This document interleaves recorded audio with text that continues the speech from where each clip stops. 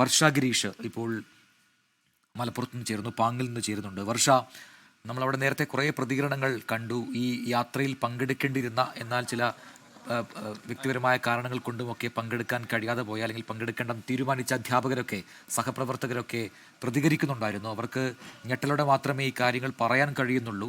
അവരാണ് കുറച്ചുകൂടി കൃത്യതയോടു കൂടി തന്നെ എത്ര പേരുണ്ടായിരുന്നു, ആരൊക്കെയാണ് അവർ എന്നുള്ള കാര്യങ്ങളൊക്കെ മാധ്യമങ്ങളോട് പറയുകയും ചെയ്തത്. അവർക്ക് ഈ അപകടത്തിന് തൊട്ട് മുൻപ് 5:45 ഈ അപകടം സംഭവിച്ചത് വൈകിട്ട് എന്നാണ് നമുക്ക് ലഭിച്ച വിവരം. 4:56 പോലും ഈ യാത്രയിൽ യാത്രയിൽ ഉണ്ടായിരുന്ന സഹപ്രവർത്തകർ, അധ്യാപകർ അവർക്ക് ഫോട്ടോകൾ അയച്ചു കൊടുത്തിരുന്നു എന്നല്ലേ അവർ പറഞ്ഞതല്ലേ?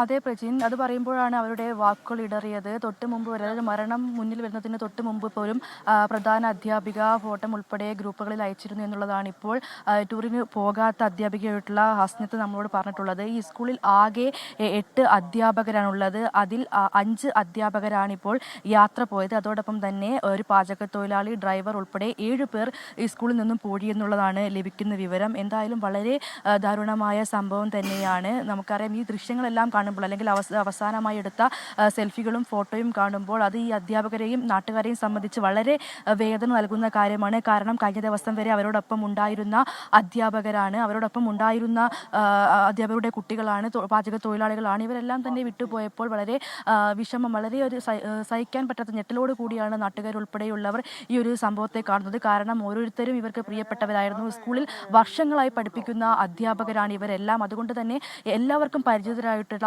ആളുകളാണ്. അത്തരത്തിലുള്ള ഒരു കൂട്ടം ആളുകൾ വിട്ടുപോകുമ്പോൾ, നാടിനെ വിട്ടുപോകുമ്പോൾ അത് വളരെ നടുക്കത്തോടു കൂടിയാണ് എന്തായാലും ഇവർ കാണുന്നത്. അധ്യാപകർ പറഞ്ഞതനുസരിച്ച് 13 പേരാണ് ഇവിടെ നിന്നും യാത്ര പോയതെന്നുള്ള കാര്യം വ്യക്തമാകുന്നത്. എന്തായാലും ഇവിടെ പ്രദേശവാസികളായ ആളുകൾ ഇപ്പോഴും തുടരുന്നുണ്ട്.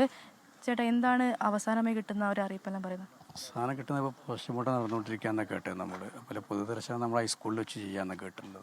അങ്ങനെ ഇപ്പോൾ കിട്ടിയ റിപ്പോർട്ടും കിട്ടും നമുക്ക്. ഒരുപാട് വർഷം മുമ്പേ സ്കൂൾ അധ്യാപകരാണ്. ഒരുപാട് വർഷം മുമ്പുള്ള അധ്യാപകരൊക്കെ. HM വന്ന് 2 വർഷമായിട്ടുള്ളൂ. മറ്റുള്ളവരൊക്കെ കുറേ 8-10 വർഷം മുമ്പുള്ള അധ്യാപകരാണ് അവർ. അവരൊക്കെ അവർ ആത്മാർത്ഥമായി പ്രവർത്തിക്കുന്ന അധ്യാപകരാണ് അവർ.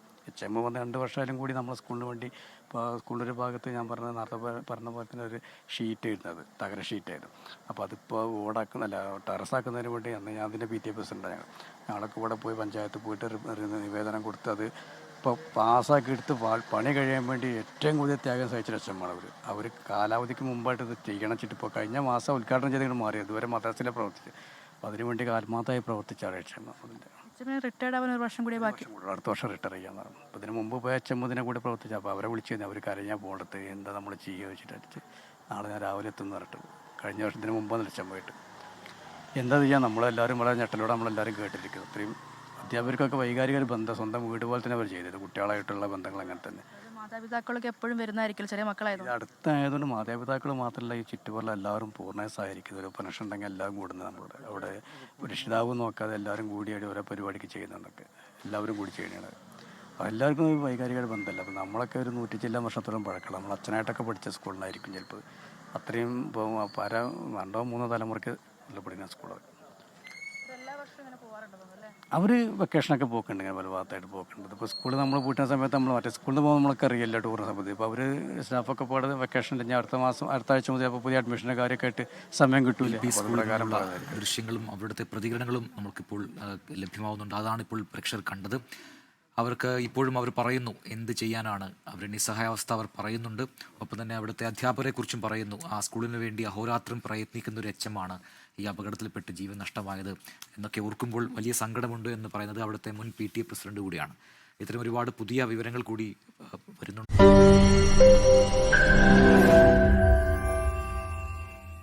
ലോകത്തെവിടെയായാലും ഏത് സമയത്തും 24 വാർത്തകളും ഓഗ്മെന്റഡ് റിയാലിറ്റി പാക്കേജുകളും എക്സ്പ്ലെയിനറുകളും വിശദമായി കാണാൻ ഞങ്ങളുടെ YouTube ചാനൽ നിങ്ങൾക്ക് സബ്സ്ക്രൈബ് ചെയ്യാം.